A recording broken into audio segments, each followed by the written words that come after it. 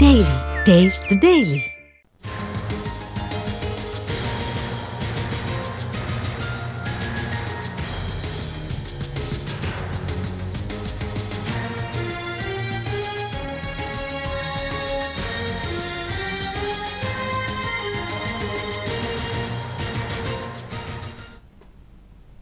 AP cabinet సమావేశం ప్రారంభమైంది. 30 అంశాల ఎజెండాతో మంత్రివర్గం భేటీ అయింది. కేబినెట్ ముందుకు క్వాంటమ్ కంప్యూటింగ్ పాలసీ అంశం రానుంది.